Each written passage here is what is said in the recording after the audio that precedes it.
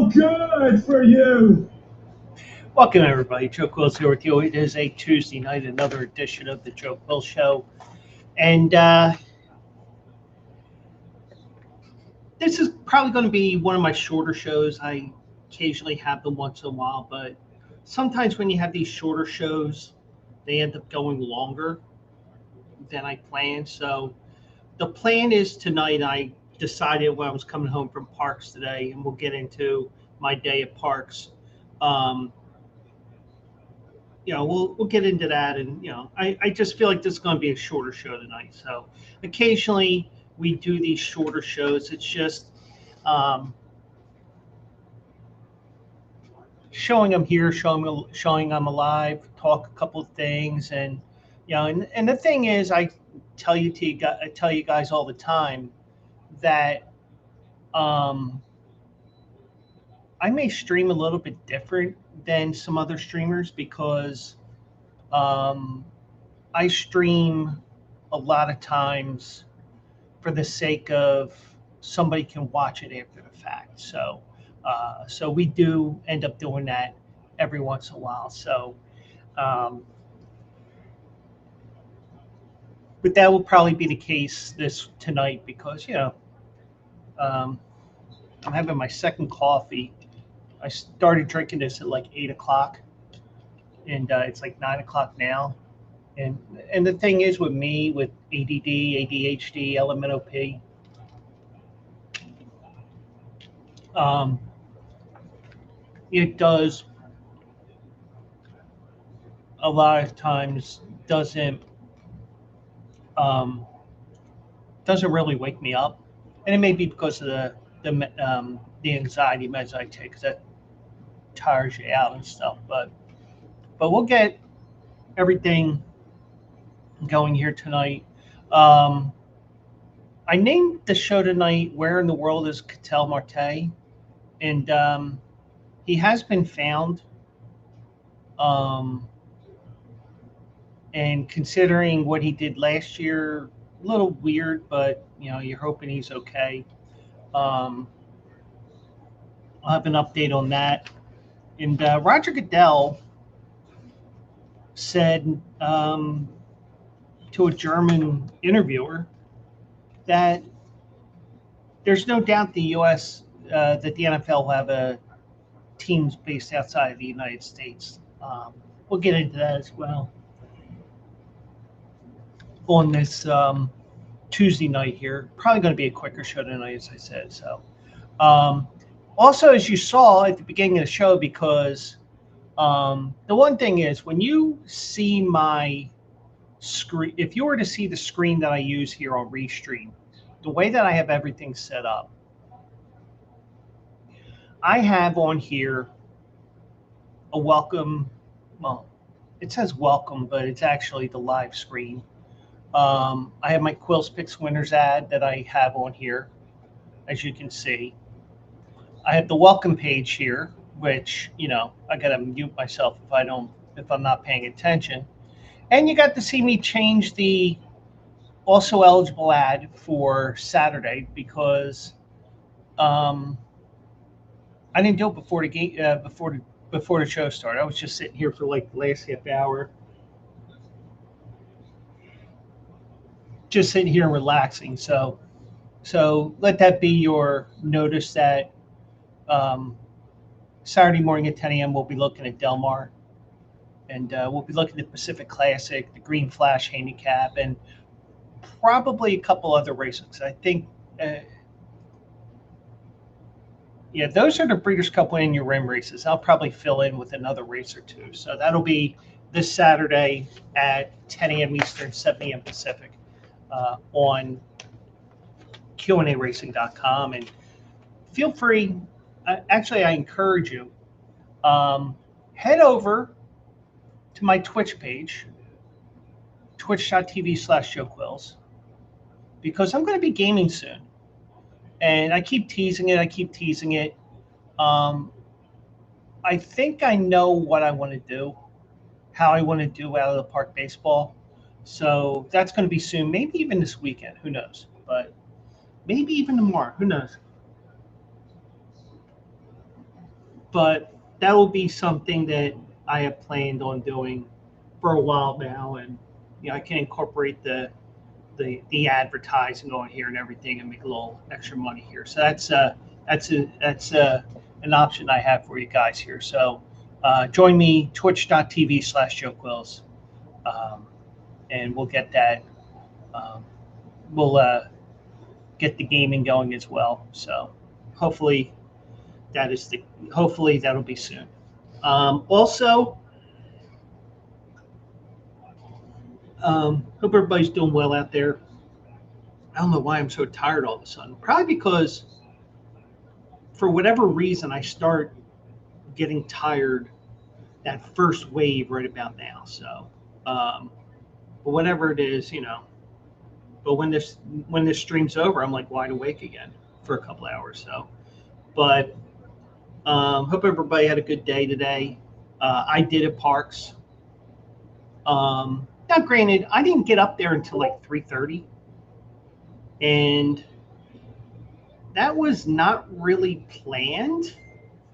But I got here to my computer, and I had the Parx article written and ready to go. The only issue is I'm sitting here, I get distracted because I'm watching somebody else's stream and I was cleaning out my iCloud. And next thing I know, it's 2 o'clock. I'm like, oh shit. So, um, so I ended up,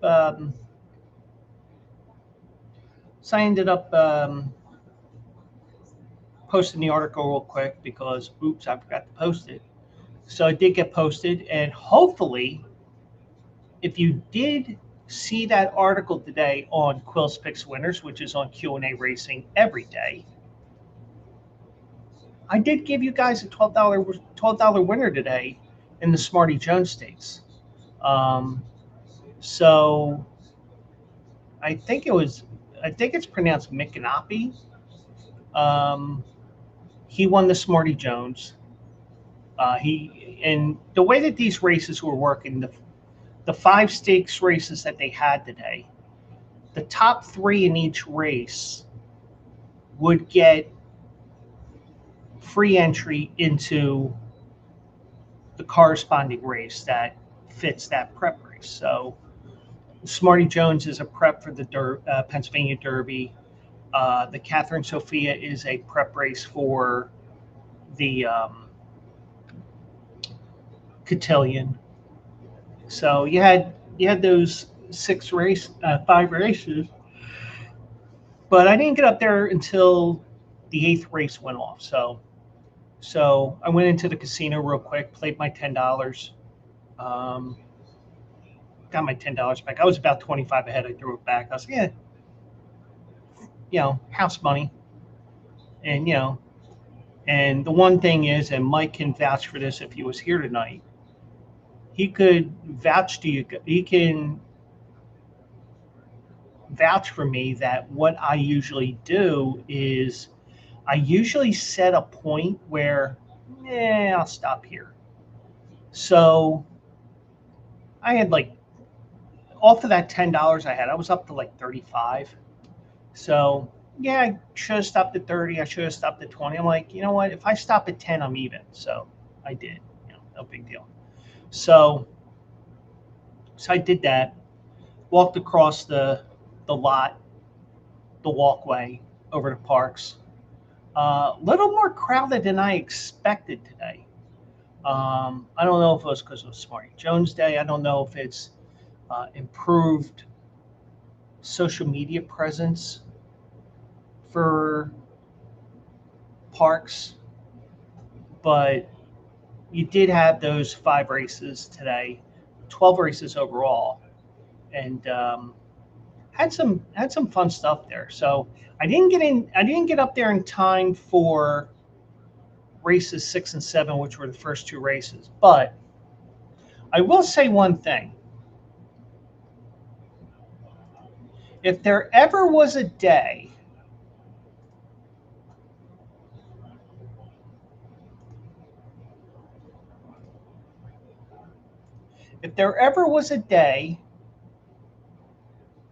as a Philly sports fan, you would play this exacta. Today was your day, because in the PTHA President's Sprint Stakes, which I believe goes, the top three get in the Gallant Bob, which is a grade 2 race on the undercard for the Pennsylvania Derby. Mailata, obviously after Jordan Mailata, the Eagles offensive lineman, wins at 18-1. And Flying Hawaiian finishes second, and for every $2 you would have wagered on this exacta, whether it was a box or a straight, we could talk about boxing another day, but boxing in terms of boxing your wagers, you got $234 back. So, that would have been some good extra money in my pocket if I was paying attention today. So, but if you are a Phillies and Eagles fan, or or just a general Philly sports fan, today was your day. And especially Mailata, who got a little bit of a break in this race. They said in the article that I saw today on the Daily Racing Forum that he fought back for the win. I don't necessarily think he fought back. I think it was more of the fact that Unwritten Rule, who had passed Mailata, ended up veering to the right and almost cut off Flying Hawaiian. But all three of them do get invites to the Gallant Bob, and who knows? Maybe we'll see some of them at Parx. And then we had the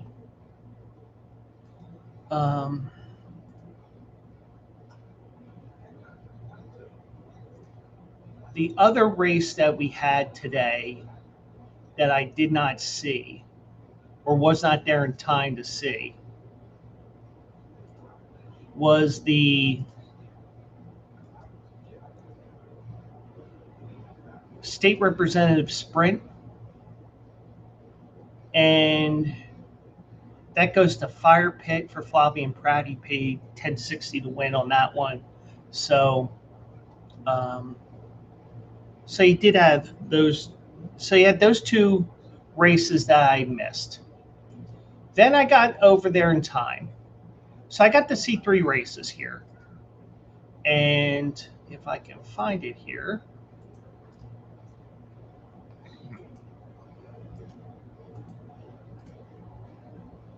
And these are my videos that I took, so we're not going to get any copyrights. If they do, I will fight it myself. But it was a cloudy day, but it did get sunny later on in the day.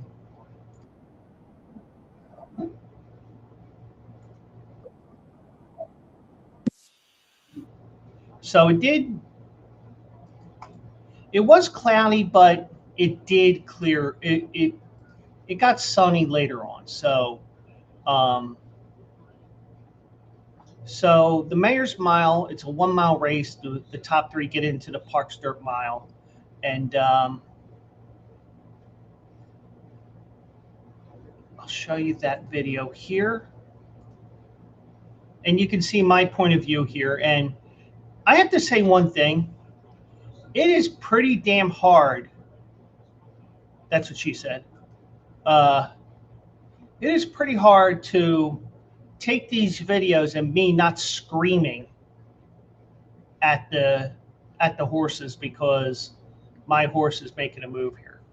So I'm going to let this play out here, and you can hear Jessica Paquette on the call here. And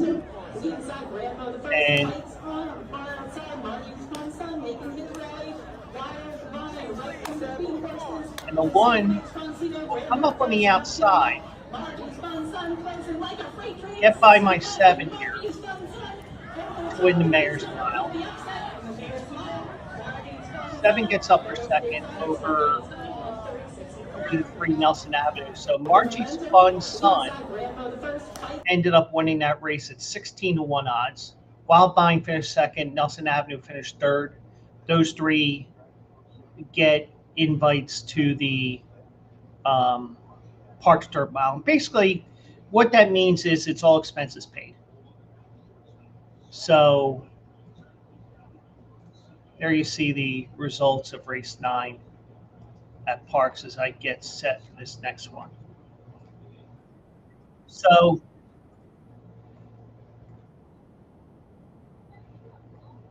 then it started lightening up a little bit. Still cloudy. God damn it. And Tap the Open wins this race here, but got tested big time in this race. Was hounded the whole time. But she came back to win that race here.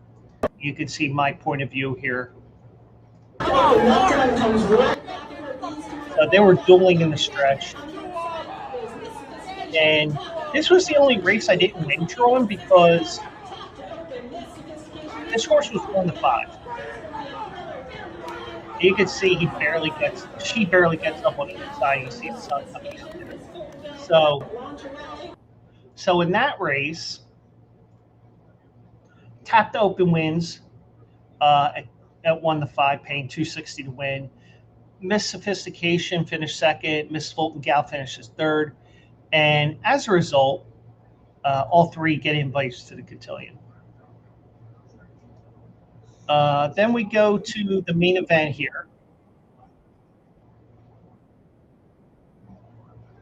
And once again, well, at least on this race here, well, I should say once again because it's the second time today, that I wanted to scream, but the thing is, I'm trying to be as professional as possible with this video.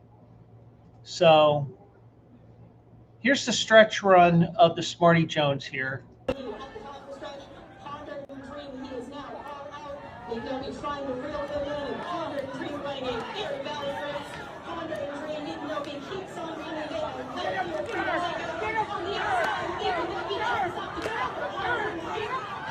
The 2 picks up late for the win there, 5. So I think that's pronounced Mikanapi. And if I'm mispronouncing it, it's because I didn't pay attention to what Jess was saying. But the 2 got in. The 2 ended up winning that race. And I actually had that horse. Paid $12 to win. Pondrin Dream finished second. Freedom's Echo finished third.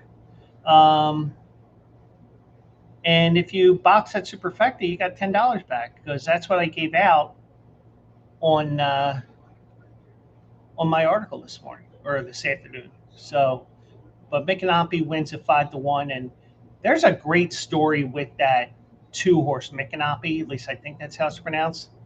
That horse was claimed for $8,000. And they're going to run him in a Grade 1 race at Parx next month. So just that race alone, you're 8,000. I mean, now granted, you got to take into account that, well, even though the ownership group and all that, they pay for all the horses, but you're paying for vet bills, you're paying for feed, you're paying for this, you're paying for that. Let's take that out of the equation here. Smarty Jones was a $200,000 race. Okay. So, and let's take the races in between out of the equation. So let's pretend this is the first race. And we're only doing this because I'm only doing this because it's easy math. And you'll see the numbers here. So you paid Tampa Bay Downs $8,000 for this horse, and you won today a $200,000 race. So usually it's 60% to the winning ownership. So, and they have to divvy it up to the trainer, the rider, and then they'll divvy it up to the staff and all that. Essentially, the owners, before they do all the divvying up, they got $120,000 for that horse winning a race. And going from $8,000 to winning a $120,000 race, that's some good investing. So you do have that, and that was a interesting thing that I read, and I didn't realize it when I was looking over the program today. Also because when I handicapped the last 4 races,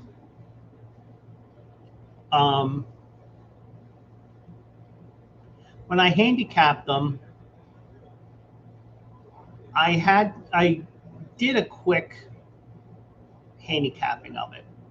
So, and the great thing is, now, first of all, you got free programs today from the Daily Racing Forum for Parx and for Assiniboia Downs. Parx was today because 5 stakes races, they're going to do that. Assiniboia Downs, they do it every Tuesday or whatever. So, but the one thing I noticed, and I didn't notice it until I got to Parx, because I wasn't really reading the program ahead of time, because it was like, I'm not looking over race 8 because I don't think I'm going to get there in time, and I didn't. I was just like, you know what? I'll just include it just in case, but I didn't get there in time. So, or actually, I did get there in time, but it was like just as they were getting to the gate, because So, and besides, I have to have my hot dog and soda when I get there. It's like a tradition unlike any other. It's more of a tradition than the Masters. But I did see, but I did have one winner in the 3 races I wagered. So a little bit ahead, but I would have loved that double, because I had the 10 horse in the final race, but it finished 4th. But the 2-9 double in that paid $85.20. Mine was going to pay $117. So I would have made, because I played a $10 double, because I was like, I'm only playing 3 races today. I'm just here. And if I didn't hit that Smarty Jones race, I would have went to the casino for a little bit. But I did hit the 2, so I'm alive in the double. I'm like, I gotta stay now, because if I hit, I want my close to $700. But it did win, so typical me. But turned out to be a good day, even though it was wet.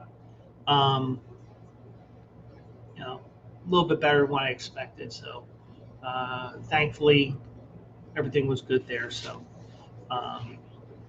but some of those horses will be returning on September 19th, and they did with this race and a couple other races the same thing that they did with a few of the different races at Monmouth Park in June, when the top 2 or 3 horses in each race that they had designated in their stakes races fed into another stakes race on Haskell Day. So, but it was a fun day, and hopefully I'll be up there fairly early on Derby Day. So,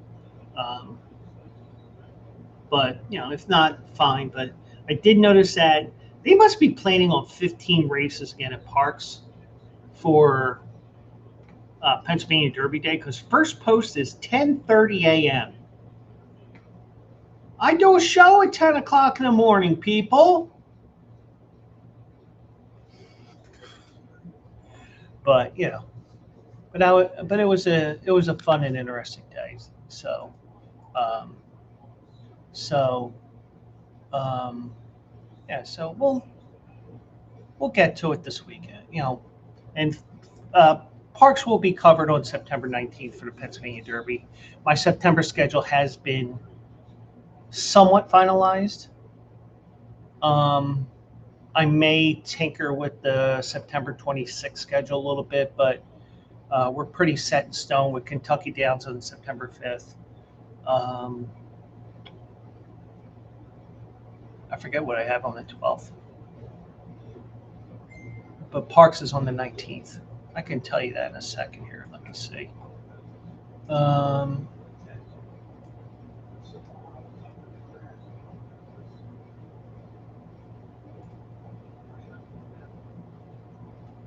me see.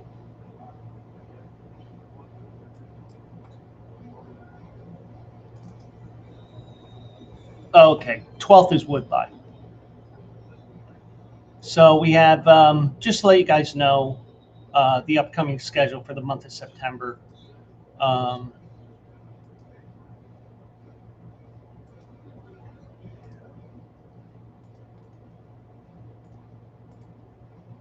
You have Kentucky Downs on the 5th, Woodbine on the 12th, Parx on the 19th, and St. Anita on the 26th. So, and the 5th, if they do cancel Kentucky Downs, I'll have to pivot to something else, but I'll let you know ahead of time, because Kentucky Downs is turf only. They do not have a main track, so just let you know with that as well. So that is the day at Parx. The couple of hours I spent there, I didn't spend too much time because I needed to get back for my show and get ready and all that. So, and I've been missing shows lately, so I thought it was best I'd be here tonight. So, but get on to these other two stories here that I shall tell you that I want to talk about, and hopefully you guys comment as well. Feel free to do so. I'll be watching the chat here, but there were more saying this last night, and I think what they were doing was, and if I'm wrong, so be it. I think they may have known that something was going on with Ketel Marte, and maybe somebody above Torey Lovello, the manager, was aware that but the way the media had it was like, is he going to be here? Is he not? But he didn't show up to the game last night, so he ended up on the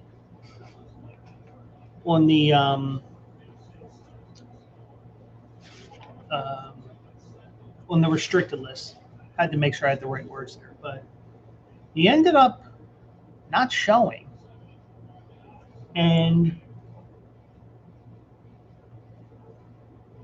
Torey Lovello said today that Ketel Marte traveled back to Phoenix for tests on his left knee and was a bit surprised by a lack of communication with the All-Star second baseman. So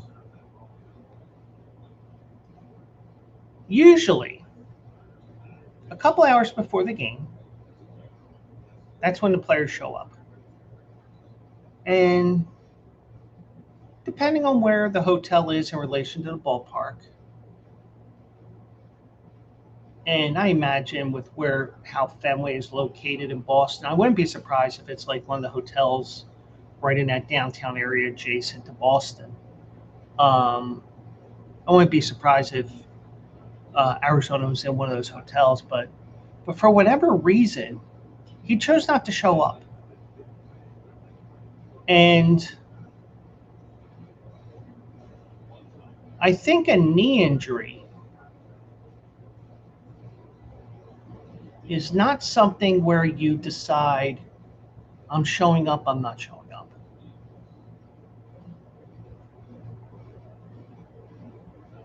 I don't think you should. I mean, this story gets stranger and stranger, but the thing is, he was out a couple of days. He played on Sunday, and then on Monday, he doesn't show up. Now, granted, we don't do that in the real world. Our asses are fired. Because that's I mean, for the most part, it's no call, no show. But he ended up going back to Phoenix. So at least we think it's a knee injury.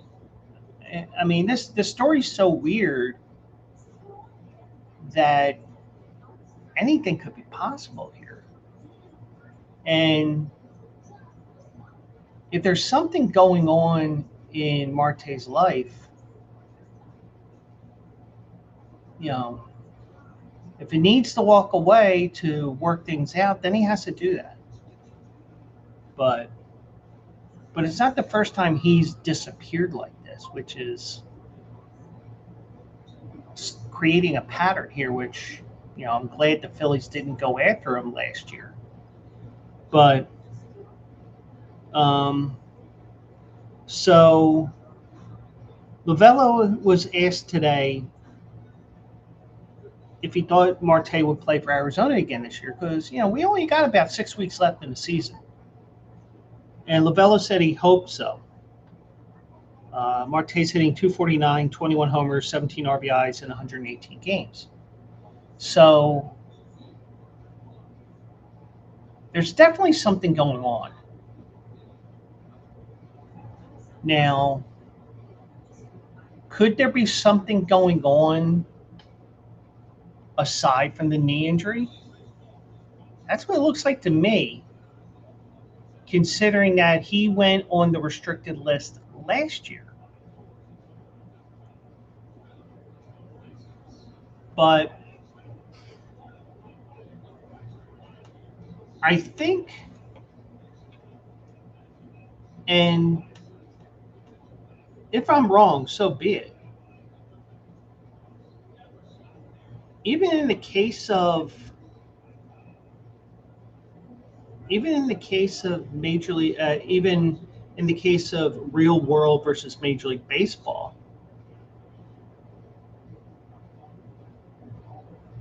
I think common sense is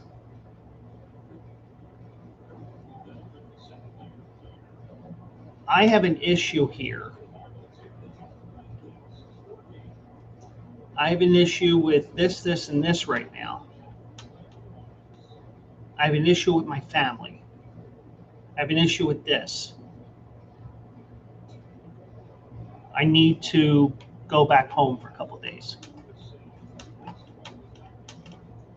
But the thing is,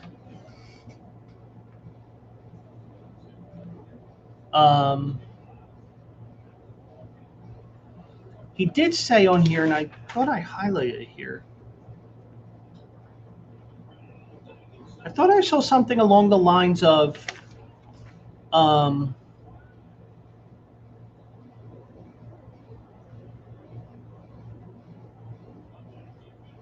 something along the lines of, you know, being not calling, whatever was the silence was the issue with him. But thought I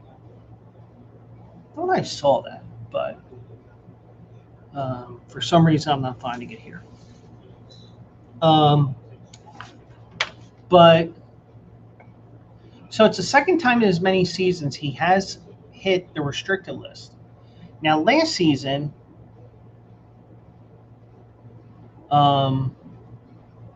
he went on the restricted list when his home in Arizona was broken into during the All-Star game. Now, I don't know why he did this, but he missed 3 games after flying back to the Dominican Republic and later apologized for his absence. So he has a break and they go to the Dominican Republic. Makes no sense. So here it is.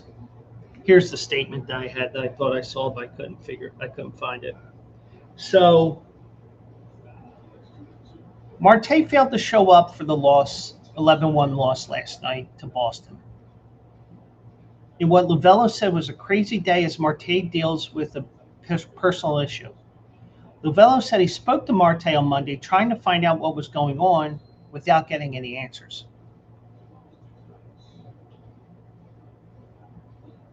And you can run the gamut of conspiracy theories. And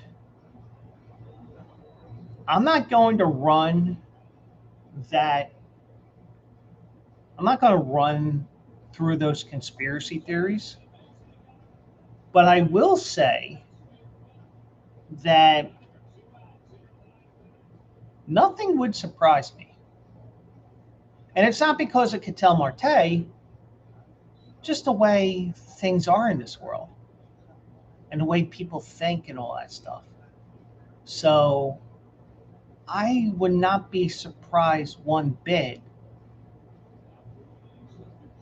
that it's some weird story. Don't be surprised if that's the case. But this is the second straight season that he's pulled something like this. So something's going on here.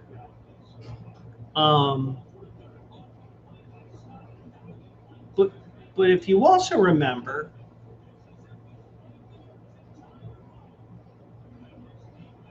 he had a couple of years ago,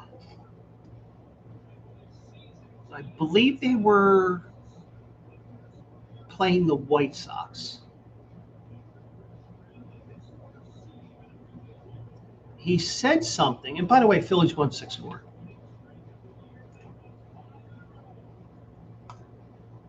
So a fan said something to Ketel Marte about his mother who had passed away in a car accident. At least I think it was a car accident. So he was on the field bawling, crying over whatever this fan said.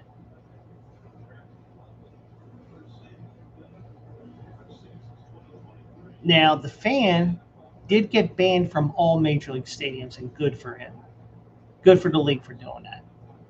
And good for that fan that he will never be in a stadium again, at least not that we know of. But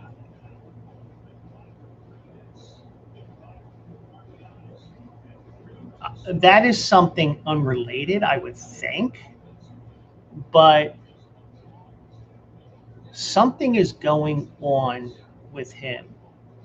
Now, with the way HIPAA laws are, and whether he's going to a psychologist, psychiatrist, whatever, the doctor will never mention that issue, especially in public. But in terms of the human being, because that's what I'm going to turn this to. In terms of the human being, you hope he just gets the help he needs. Now, is there something with that knee that is complicating issues more? Because if the issue is the knee, all you have to say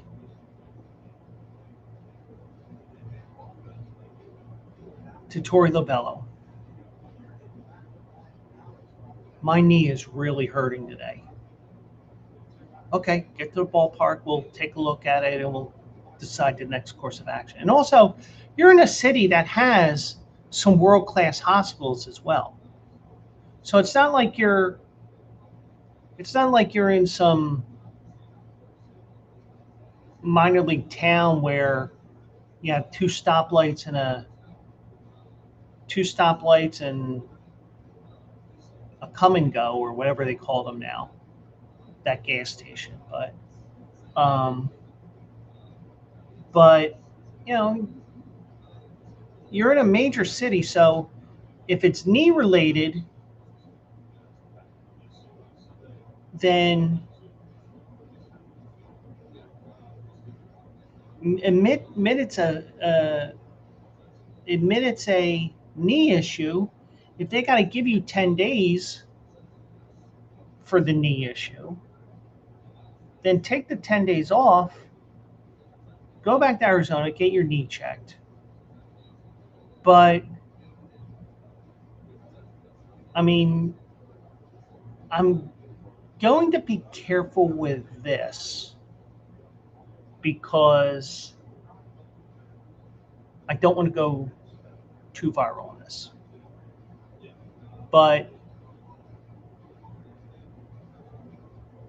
And here's the thing, when I have these funny and strange feelings, a lot of times they happen. I just have this feeling that maybe this knee thing is just one big ruse. Maybe there was some personal issue that was festering for like the last week. And, oh, my knee hurts, whatever. But I mean, I hate to say that, but especially when I said, I'm not trying to do anything, but me, having worked at my old job for 26 years, I said I learned quickly when I became a union steward, that qualify everything. Because especially the way my office was, when we had a lot more people in that office, oh, Joe said this, Joe said that sort of thing. And then, I'd be getting a call while I'm working. Hey, Joe, did you say this to so-and-so?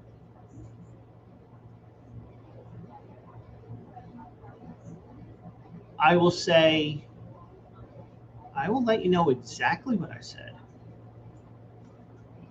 This isn't union speak. This isn't company speak. This is what I'm thinking. Because the last thing I need is somebody telling me I did not say that, or somebody saying thing that's not true. So the thing is with me, I'm very careful with what I say for the most part. There's times where I just don't give a crap and say some things. That's mostly people I really don't like. But, in the terms of a human being, whatever the issue is with Ketel Marte, you hope the issue can be resolved. Whether it's him just being away from the team for a couple of days, or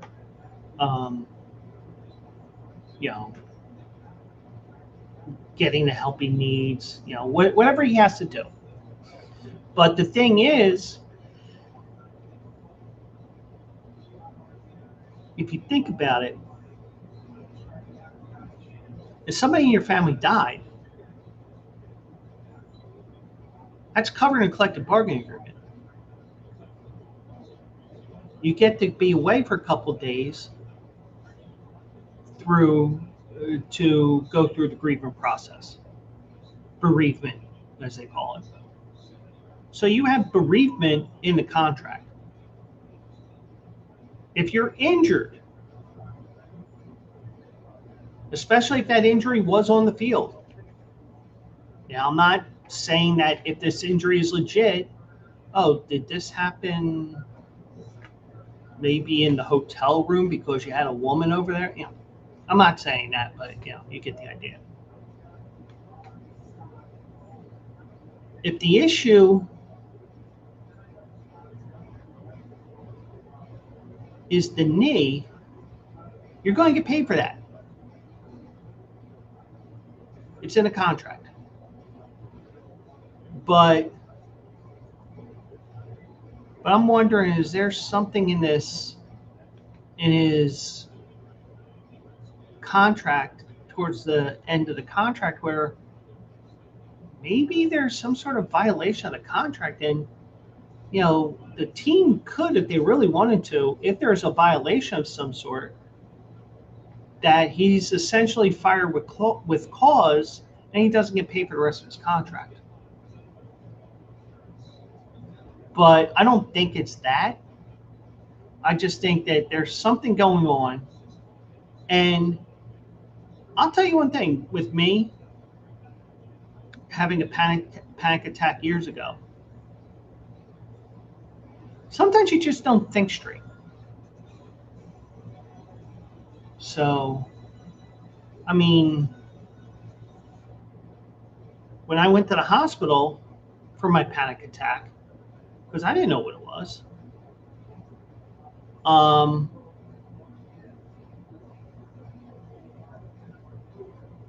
I was dead set on getting on that plane because I figured, hey, getting away from everybody here in Philly, that maybe that will calm my anxiety a little bit.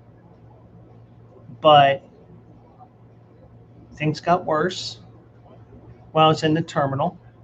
Now, granted, nothing that would cause like a major security thing. It was just like, why am I sweating nonstop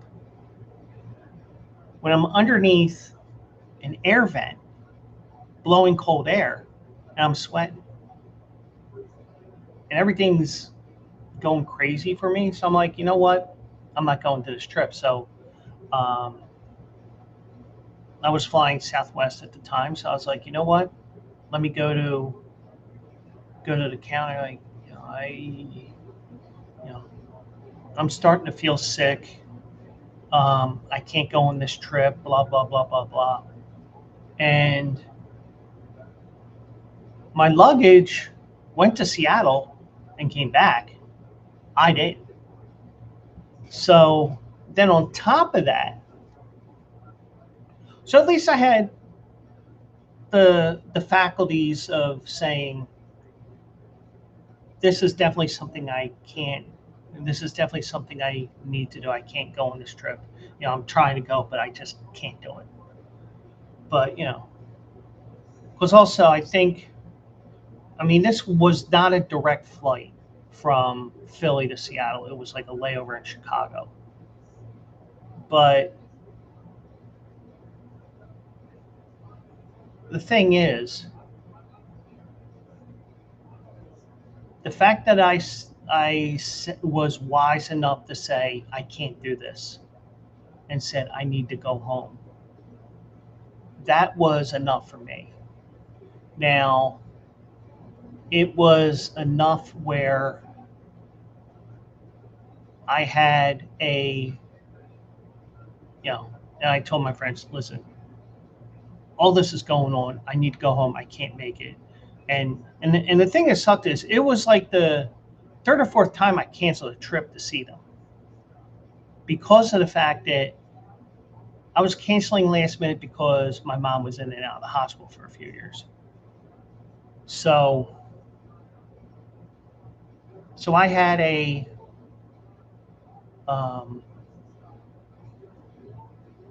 so I came home from the airport. And they're asking me like, well, how'd you get home from the airport? I was like, well, I took the train and blah, blah, blah. And they said, you realize you could have just stopped at one of the hospitals because you passed like 6 or 8 of them on the way home. And I said, I know, but the thing is, my whole thinking was, if I have to be admitted for whatever's going on here, if I have to be admitted, I want to be as close as possible to where my dad was living. So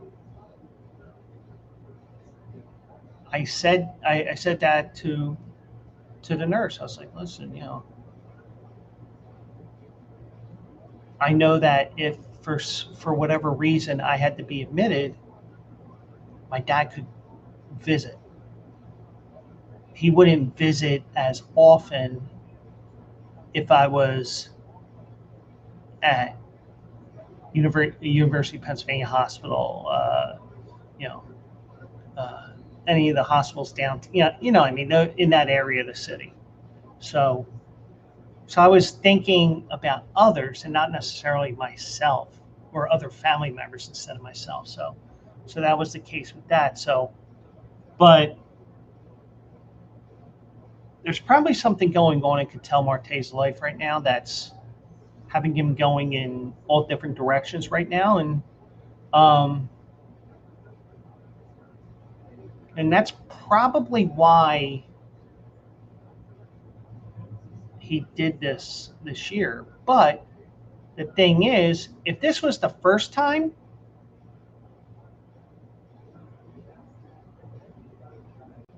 it was something, that you just, okay, we're moving on. But this is the second time it's happened now. I mean, what's the saying? Fool me once, shame on you. Fool me twice, shame on me. Is that how it goes? I probably get the pronouns. You know what I mean. But it seems to me there's something going on that we will never know what's going on. And maybe he does mention it, but something's going on that needs to be addressed in his personal life. So that is something. I mean, I'm not sure if how I can guarantee that I will.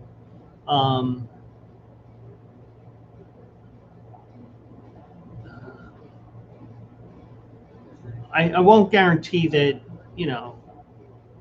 we'll cover the story, because probably this may be a story where we have a big sports news day or whatever, and it gets swept underneath the rug because there's other big stories. But yeah, so that's the case there. So all I will say is, in terms of the human being, make sure you get yourself,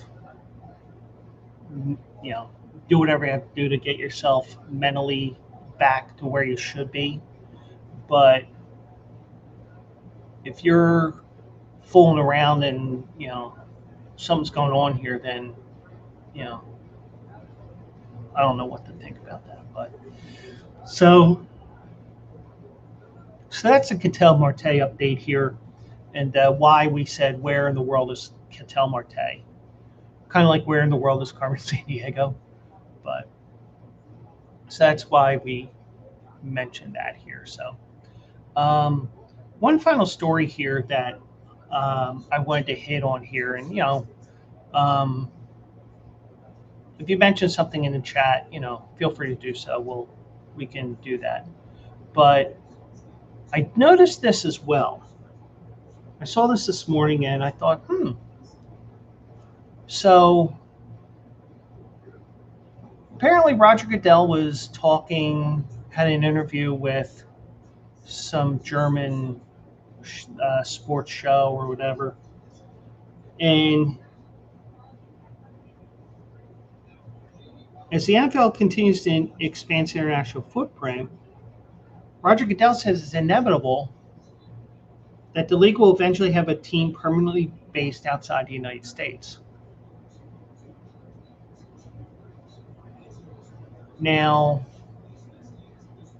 I'm not sure I want to see a permanent team in another country other than Canada. And I know you're saying, well, why Canada? Well, I think the one thing Canada might be doing with the CFL, they have all these rule changes that are coming in over the next 2 years. And I would not be surprised within the next 5 to 10 years that the CFL gets annexed into the NFL. Now, the problem is professional football in the United States, the regular season goes from essentially the Thursday after Labor Day to the second week in February. And oh, by the way, it gets pretty damn cold in Canada. So, and also you don't have the stadiums that can actually hold an NFL game. And even those that host Canadian football, even if they have close to the seating capacity that the NFL wants, the stadiums were built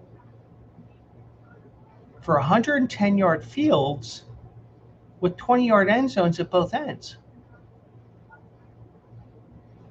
So you're looking at shrinking down stadiums, which you may not be able to do. I mean, yeah, you could have temporary seating and all, but but I don't necessarily see that would be the case. But the only places I can see them taking in if there was an annexation of Canada, unless they start building stadiums there out of clear blue.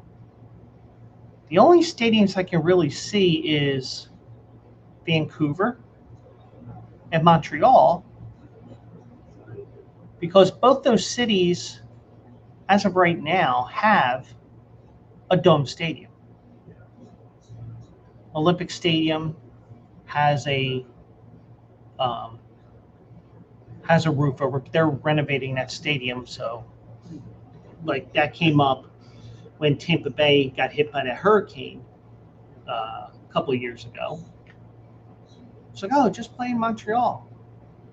We can't go to Montreal. They're renovating. So, and then Vancouver actually has a retractable roof. But given December, January, you could conceivably keep the roof on because, oh, by the way, it snows there every once in a while. Kind of like how it snows every once in a while in Seattle. But the way Roger Goodell is talking, he's talking about expanding into Europe and these other countries where they're having games now. But you're getting to the point now where, I mean, obviously, you have super saturation here in North America, in the United States. And I think part of the issue you have here is the fact that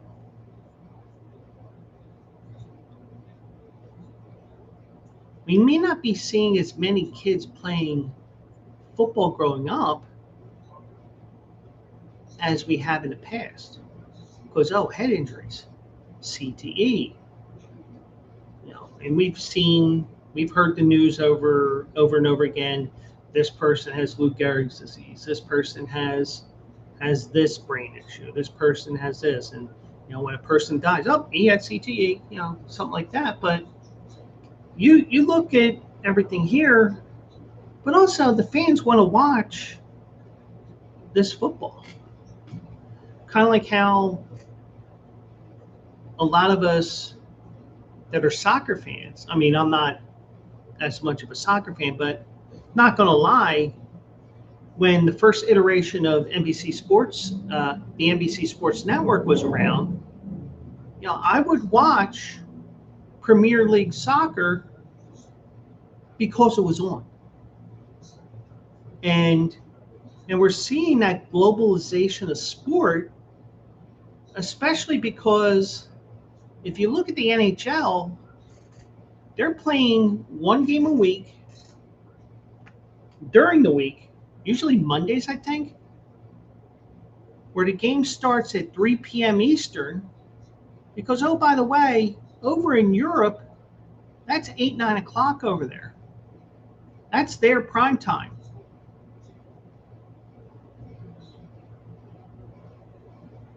That's why they're doing that in the NHL. I believe the NBA is going to be starting to do it this year, too.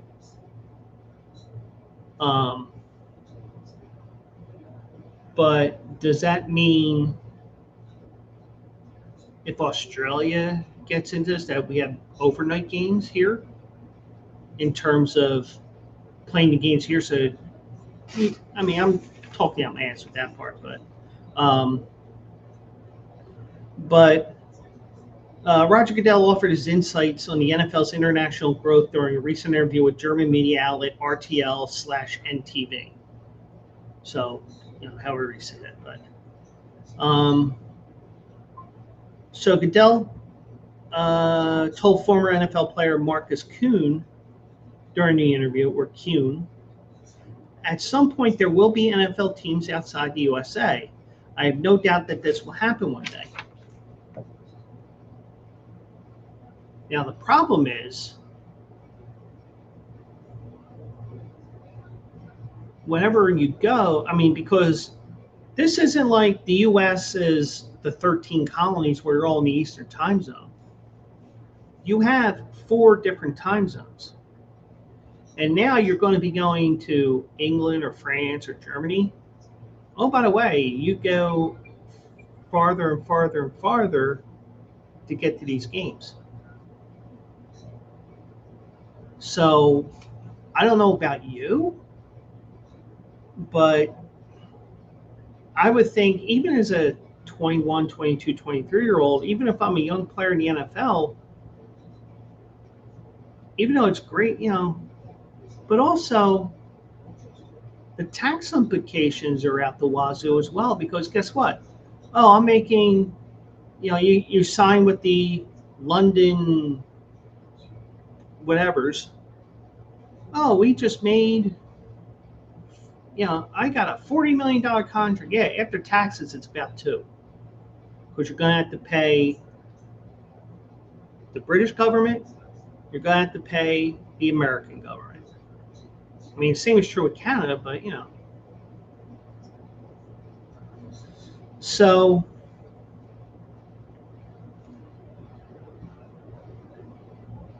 maybe I'm looking too much to do it onto the money side, but there is issues with that. But, so, and this came up within the last couple of years as well, because they were mentioning this. The league's growing international profile has led to questions about whether a Super Bowl eventually would be played on foreign soil. Peter O'Reilly, the NFL's executive vice president of club business, international and league events, he said in May that an international Super Bowl is not a front burner issue as of now. So that tells me eventually, if they do expand into foreign countries, a Super Bowl will go there. And a lot of times these Super Bowl sites, like this year is LA. They're part of the rotation. Vegas is probably going to be part of the rotation. But like, for example, when the Eagles played in Minnesota and won that first Super Bowl, That was because Minnesota had a new stadium. If you have a new stadium, if it's in a warmer locality or it's a dome stadium, you get the opportunity to host one because, oh, new stadium. So you do get that. But, like for example, Buffalo's a new stadium, but they don't have the hotel infrastructure. They don't have a dome on the stadium. Now, granted, some people will argue, well, they held one at the Meadowlands, but it turned out it wasn't as cold as they were expecting. It was about 50 degrees at kickoff. And on top of that, you had a major snowstorm that hit the next morning when, oh, by the way, everybody's trying to get out to go home. So not only is it the game itself that you have to worry about the weather conditions, you also have to worry about getting into the city for the Super Bowl, into the host city, and also getting out when it's time to go home. So you have all that as well. But now Goodell told RTL-NTV that if the NFL has a team permanently located in an international city, that site could potentially serve as a Super Bowl host. And that is because new stadium that hosts NFL football. That's why. So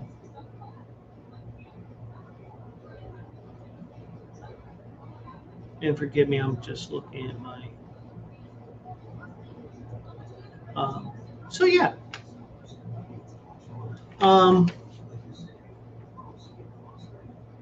But the thing is, if you go to an international city and they have a stadium that can fit the requirements of a Super Bowl, yeah, you're going to do that.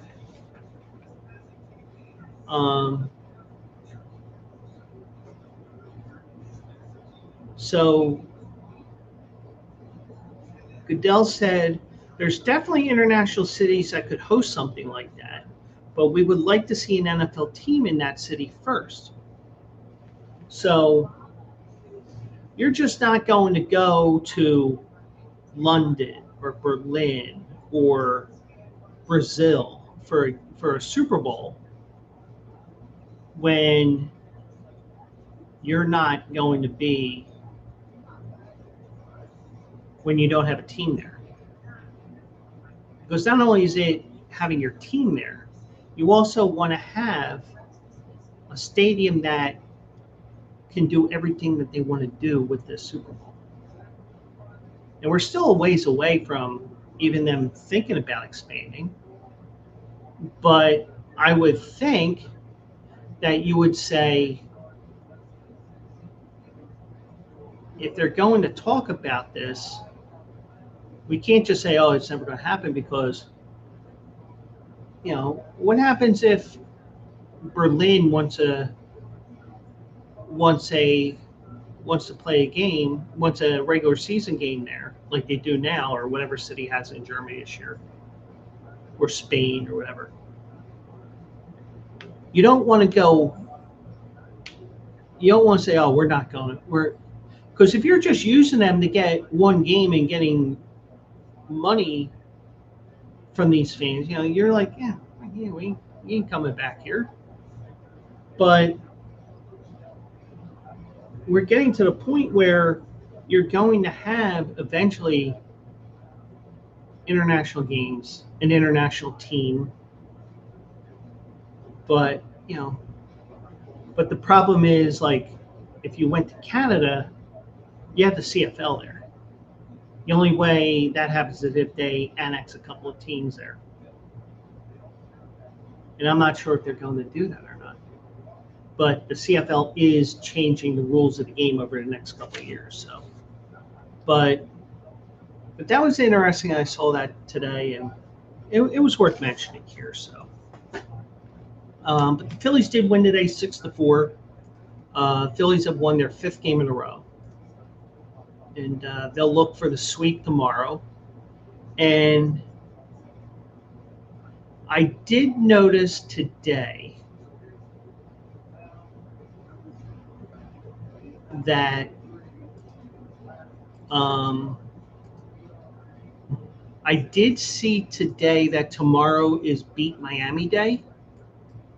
And that is because we have the Phillies and the Marlins finishing up their 3-game series. And over on the other side of the airport, you have the Union taking on Inter Miami and Messi's team this weekend, tomorrow night. So if you see me at Constadter's tomorrow, I'll probably be in my Union jersey tomorrow if I remember. So, but just to remind you, Quills Picks winners, that's every day on QandARacing.com. I did give you a 5-1 winner today.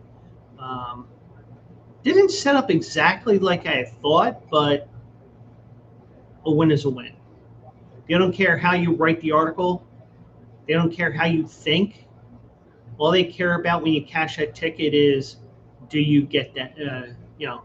Does your bet say the 2 horse on it on race 11? And it did. So I got my money for that. But also eligible will be live on Saturday morning on these same channels, 10 a.m. Eastern, 7 a.m. Pacific. Got the Pacific Classic and the Green Flash Handicap. Their Breeders' Cup winning your in races.